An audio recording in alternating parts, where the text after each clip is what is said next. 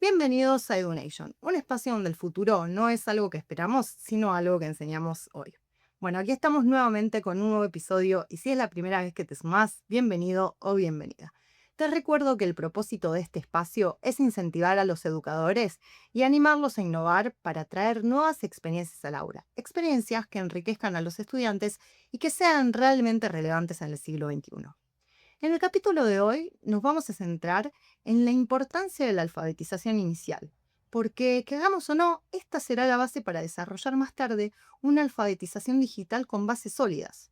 Bueno, me llevó más tiempo de lo normal desarrollar este capítulo y tuve que leer un montón para poder compartir contigo materiales curados para que puedas llevar esto a cabo en el aula justo después de escuchar este episodio. Así que quédate, porque vamos a hablar de esto y mucho más. EduNation, un canal para educadores innovadores. En el capítulo de hoy, la alfabetización inicial en la era de la inteligencia artificial. No olvides de suscribirte y seguirme para más capítulos de este estilo. Hoy vamos a entender por qué es tan importante desarrollar la alfabetización inicial basándose en métodos verificados por la neurociencia y estudios del aprendizaje, ya que la alfabetización inicial es el paso previo indispensable para que más adelante los chicos puedan desarrollar una alfabetización digital mucho más crítica. Pero antes de entrar de lleno en este tema, quiero contarte un cuento inspirado en un libro de Elizabeth Kim para que juntos expandamos nuestra conciencia educadora. Así que hoy te voy a contar el cuento del desvelo de Atenea y la última huella de tinta. Atenea, la diosa de la sabiduría, lo había visto todo, desde las primeras manos pintadas en las cavernas, pasando por los extensos pergaminos hasta el milagro de la imprenta. Observaba con orgullo cómo los humanos construían palacios para sus libros, bibliotecas majestuosas que a veces eran custodiadas con la misma seguridad que la bóveda de un banco. Sin embargo, su infinita sabiduría no le alcanzó para anticipar la llegada de las pantallas de cristal y los teclados inalámbricos. De repente, en un suspiro de la historia de la humanidad, las personas dejaron de trazar sus ideas a puño y letra, y esa revelación no la dejaba dormir. Era una inquietud constante y molesta, muy parecida a esa luz azul de las pantallas que te roba el sueño y te inyecta picos de dopamina. Hacía siglos que Atenea no se presentaba ante los mortales. Los había dejado ser, confiando en que habían encontrado la forma definitiva de proteger el saber. Pero la alarma sonó cuando vio a los niños que ya no trazaban líneas con crayones de colores para aprender a escribir su propio nombre. Ahora lo tipeaban. Y en ese tablero de plástico, una letra no tiene forma ni esfuerzo. La A y la M son exactamente iguales al tacto, solo se diferencian por el lugar que ocupan en el teclado. Angustiada, decidió convocar a Hermes, el viejo guardián de la palabra escrita, el mismo que le había transmitido a la humanidad el secreto del alfabeto y los números. Escribir es como caminar por un bosque virgen, le dijo Hermes. Al escribir uno deja huellas, no es un acto mecánico, es un puente que conecta la emoción con el aprendizaje. El papel no solo registra el dato, registra el movimiento, el pulso, el esfuerzo del cuerpo. Y fue en esa charla donde recordaron la enseñanza más antigua y sagrada sobre el cuerpo humano. El conocimiento verdadero nace en la mente, pero debe bajar hacia la profundidad del corazón para encontrar su sentido, y solo después de pasar por ahí, viaja por el brazo hasta llegar a la mano, que lo convierte en acción, en una huella en el mundo. Ese paso por el corazón, que se ancla en la memoria motriz a través del trazo, es exactamente lo que la humanidad estaba perdiendo al tipear a toda velocidad. ¿Y notaste el mayor de sus peligros?, preguntó Hermes a Atenea. Todo este nuevo ecosistema del saber funciona exclusivamente con energía eléctrica. Han puesto todos los huevos de la sabiduría en una sola canasta. ¿Qué pasará el día que esa canasta caiga al piso? Por un instante, Atenea pensó en hacer exactamente eso, apagarles la luz, dejar a la humanidad a oscuras para obligarlos a volver al lápiz y al papel. Pero temió ir en contra de su propia misión. Ella debía proteger la sabiduría y no podía negar que esa misma tecnología digital estaba resolviendo al hombre cargas mentales inmensas, descifrando enigmas médicos y calculando el universo. El problema no era la máquina. Atenea entendió que el ser humano estaba empecinado en su avance tecnológico y que prohibirlo sería inútil. Así que decidió descender en silencio a la mente de algunos ingenieros y les plantó una idea extraña. Una tecnología que no emitiera luz, que imitara la fricción y la opacidad del papel, pero con la capacidad de lo digital, la tinta electrónica. Atenea sabía que no era la solución definitiva, porque seguía dependiendo de la electricidad y de los cables, pero era un salvavidas, una herramienta de transición para que la mano volviera a moverse y la idea volviera a pasar por el corazón antes de volverse letra. Atenea sembró esa idea y regresó al Olimpo para desde allí observar qué hacían con ella. Después de todo, como diosa de la sabiduría, entendía la regla más antigua de todas. Hasta que el ser humano no se topa de frente con sus propios errores, es incapaz de aprender. Bueno, y este desvelo de Atenea no nos es ajeno. Nos está pasando a todos, todos los días, y especialmente a nosotros los educadores. O sea, pensalo por un segundo. Eh, ¿Cuándo fue la última vez que te sentaste con una hoja en blanco y una lapicera a desarmar un problema complejo, a planificar una clase o simplemente a ordenar tus ideas en un papel? Cada día nos acostumbramos más a la automatización, al scroll rápido y a desvelarnos frente a las luces LED. Y la verdad es que si nosotros mismos vamos dejando poco a poco el proceso profundo de escribir, nos quedamos sin herramientas para acompañar a los chicos en su alfabetización inicial. Esto no es un debate pedagógico abstracto, es un tema profundamente humano sobre cómo estamos eligiendo pensar y qué tipo de mentes estamos ayudando a formar. Ahora bajemos un minuto del Olimpo y observemos qué nos está pasando de verdad en la cabeza, porque la historia y la neurociencia tienen respuestas muy exactas para este vacío que sentimos cuando la escritura empieza a perder su alma. Bueno, y antes de seguir les quiero contar algo muy personal. De chica mi letra era un desastre, totalmente ilegible. Hoy sé que probablemente convivía con una disgrafia. Por eso, en tercer grado, me pasé todo un verano pegada a los cuadernillos de caligrafía. Y ese esfuerzo no me quitó las ganas de seguir aprendiendo. Al contrario, me permitió trazar letras legibles para que mis ideas pudieran ser leídas por otros. Me estructuró la mente y me conectó para siempre con las palabras. Y sí, aunque hoy trabajé gran tiempo enfrente de la compu. Y pienso mucho en esto, porque hoy estamos obsesionados con la famosa alfabetización digital y vemos a los chicos interactuar con las pantallas de manera tan natural que creemos que ya está, que el futuro está resuelto. Pero mi principal hipótesis y lo que quiero debatir hoy con ustedes es justamente lo contrario. Necesitamos fortalecer desesperadamente la alfabetización inicial para que después los estudiantes puedan desarrollar una verdadera alfabetización digital. Sin lo primero, lo segundo no tiene sentido. Es una cuestión de etapas básicas y biológicas. Pensalo así. Primero gateamos, después caminamos y recién ahí podemos soltarnos a correr. Hoy en día se critica muchísimo el sistema educativo y muchas veces con razón, pero no nos olvidemos de que la escuela nació justamente para alfabetizar. Antes de inundar la primaria con pantallas, tenemos que resguardar ese lugar sagrado a la alfabetización. Ya llegará el momento en que de más grandes les sea más cómodo tipear. Cada edad tiene su propia etapa de aprendizaje. Dominar la palabra escrita es el cimiento fundamental para desarrollar otras capacidades de aprendizaje. De algún modo, todo empieza por el abecedario y los números, y no es un capricho nostálgico. Si miramos la historia profunda que cuenta Yuval Noah Harari, la escritura no fue la primera tecnología de la humanidad, pero sí fue la que provocó un cambio evolutivo sin precedentes. Esto lo explica también el gran pensador Walter Ong.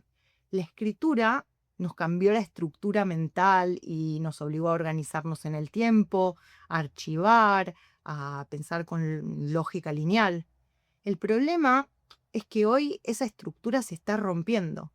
El investigador Nicholas Carr advierte que el salto al entorno digital nos está cambiando el cerebro otra vez, fragmentando nuestra atención. Y la neurocientífica Marianne Wolf mete el dedo en la llaga y nos explica que estamos destruyendo la lectura profunda al leer en pantallas LED. El cerebro se acostumbra al escaneo rápido, al scroll superficial y pierde la capacidad de hacer analogías y pensar críticamente. Bueno, y hoy vimos una crisis silenciosa. La compresión de textos está en mínimos históricos a nivel global. Y acá es donde se desarma el relato ingenuo de la tecnología. Muchos creen que en la era de la inteligencia artificial ya no importa tanto cómo comprender un texto, porque la máquina redacta por voz. Y yo pienso, qué tremendo error. Hoy nos están contando que el gran trabajo del futuro es la ingeniería del prompt, que vendría a ser escribir las instrucciones para que luego las máquinas actúen. Y también nos cuentan que la ingeniería de prompt es la centrada habilidad que los chicos deberían desarrollar. Pero pensemos un segundo, no podés diseñar un buen prompt si no tenés comprensión de texto, aunque uses la IA para que te ayude. Si no tenés esa capacidad de analizar y estructurar una idea, estás prácticamente ciego frente a la pantalla. Bueno, y para salir de esta trampa tenemos que desarmar el gran mito educativo de las últimas décadas. La idea de que aprender a leer es tan natural como aprender a hablar. El neurocientífico Stanislas Dehaene lo demostró empíricamente. El cerebro no viene programado para leer. Lo que hacemos es una especie de reciclaje neuronal. ¿Qué quiere decir esto? Bueno, que reorientamos circuitos en el cerebro que la evolución desarrolló para reconocer rostros y objetos y los adaptamos para el procesamiento de las letras y las palabras. Este proceso es una adaptación tecnológica de nuestra biología, ya que mientras el lenguaje oral es un instinto natural, la lectura es una invención cultural que requiere una instrucción formal y sistemática. Por eso el método global de la alfabetización falló, porque se basó en la intuición de que un niño podría aprender a leer por el solo hecho de estar en un ambiente alfabetizador, así como aprendemos a hablar por estar rodeado de personas que hablan. El sistema global fue implementado bajo la premisa romántica de que el aprendizaje debía ser un descubrimiento natural del niño, ignorando que leer requiere descifrar un código que la humanidad le llevó miles de años perfeccionar. Bueno, y otros investigadores fundamentales en este tema son Ana María Borzone y Beatriz Duke. Para ellas, enseñar el método fónico basado en evidencia científica es la única manera de fomentar el derecho constitucional de alfabetizar a todos los niños, especialmente a los más vulnerables, ya que es importantísimo para que puedan alcanzar un nivel de alfabetización que les permita ser miembros activos y críticos de la sociedad. Y Andrés Resnick aporta algo clave y nos cuenta que para desarrollar la lectoescritura hay que desarrollar la habilidad motora. Y usa de ejemplo a Lionel Messi. Para que Messi clave la pelota al ángulo, tuvo que practicar ese movimiento físico millones de veces hasta perfeccionarlo.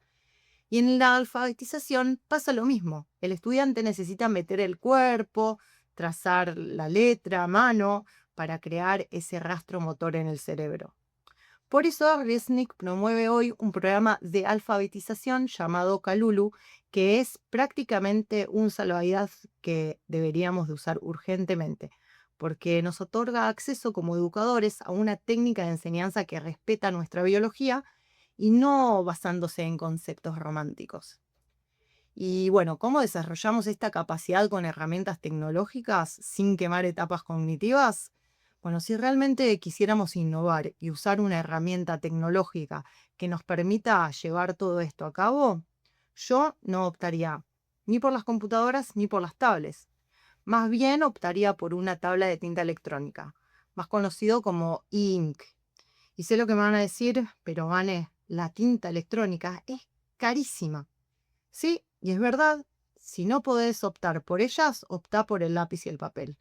Pero piensen en las fortunas que invierten los ministerios de educación en soluciones de EdTech que no sirven para nada porque se siguen basando en el método global que no tiene ninguna base científica. Un famoso estudio de la Universidad de Tokio demostró que cuando escribimos a mano con un lápiz sobre un papel o sobre ink, el cerebro activa el hipocampo y las áreas del lenguaje de una forma brutalmente superior a cuando lo tipeamos. El cerebro necesita el trazo físico para fijar el pensamiento. Yo uso diariamente para escribir un dispositivo de tinta electrónica más o menos desde el 2024. Después de haber seguido sus desarrollos durante 3 años, fui y me lo compré, porque a mí me encanta escribir y dibujar mientras aprendo. Antes tenía 1000 cuadernos dando vueltas y esta tecnología me ayudó a organizarme y a no desconectarme de la escritura manual. Y bueno, cuando lo descubrí, para mí era como encontrar el eslabón perdido. Esta tecnología une comodidad digital con la biología que necesita nuestro cerebro. Y es que cuando te pones a investigar un dispositivo así, te das cuenta que es la base perfecta para desplegar lo que Stanislas de Jaén llama los 4 pilares del aprendizaje. No es tecnología para entretener, es tecnología que respeta cómo aprende la mente. Es verdad que mi pantalla de tinta electrónica no me corrige si me equivoco, pero hay varias versiones que sí lo hacen y yo creo que el software va a evolucionar mucho más. Y es más fácil recordar cuando escribimos a puño y letra que cuando tipeamos. Consolidar el aprendizaje sería como llegar a automatizarlo. Y acá hago una autocrítica para todos nosotros. No dejemos llevarnos por tenerles lástima a los estudiantes. Uy, pobres, tienen que escribir una y otra vez. No te engañes, aprender a leer y escribir requiere repetir, trazar una y otra vez y enfrentarse con la frustración. Es exactamente igual que aprender a tocar un instrumento musical. La repetición puede ser tediosa y frustrante, pero solo el que supera esa frustración domina la técnica. Muy pocos nacen virtuosos, al resto nos toca hacer el esfuerzo. Y bueno, ya vamos acercándonos al final de este episodio, así que queridos educadores, antes de cerrar este capitulazo, te voy a dar 2 píldoras de innovación para que lleves al aula. Píldora número 1. La enseñanza explícita efectiva. Recordá que aprendemos a hablar solo por instinto, pero a leer y escribir nos tienen que enseñar paso a paso, porque el cerebro no nace preparado para eso. Innovar en alfabetización es aplicar técnicas de enseñanza con base científica, como las de Kalulu, que te dejo el enlace en la descripción. En la práctica, nos tenemos que basar menos en fomentar el ambiente alfabetizador y fomentar más el entrenamiento activo. El cerebro necesita reciclar sus circuitos visuales y sin esta base fónica el chico no va a llegar nunca a una comprensión profunda. Píldora número 2. Elegí usar tecnologías que respeten la biología y no que las reemplacen.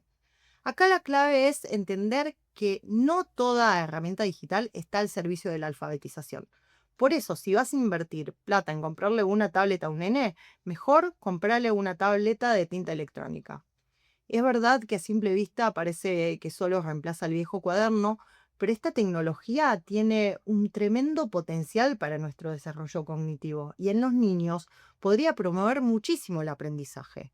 Ahora, si todavía no tenés acceso a este tipo de dispositivos, mi consejo es rotundo. Seguí optando por el lápiz y el papel para alfabetizar. Para otros temas, más adelante ya veremos. Pero la alfabetización inicial va más allá de aprender un tópico o un tema aislado. Es una técnica funcional que hay que dominar y pulir a mano para recién después poder usarla como la llave para seguir aprendiendo todo lo demás. Y recordá esto, el software no hace la magia, el software solo amplifica la potencia de una mente alfabetizada. Bueno, y ahora sí llegamos al final de este capítulo.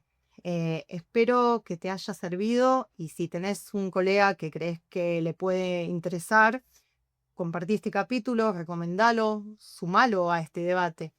Bueno, y como siempre me gustaría que me cuentes qué sentiste hoy, qué te hizo ruido o qué chispa se volvió a encender en vos hoy, al recordar que la lectoescritura es esa técnica sagrada que le da forma a la mente de tus estudiantes. Animate a alfabetizar y a acercar ese derecho a los niños. Confía en la evidencia científica y en los estudios del aprendizaje.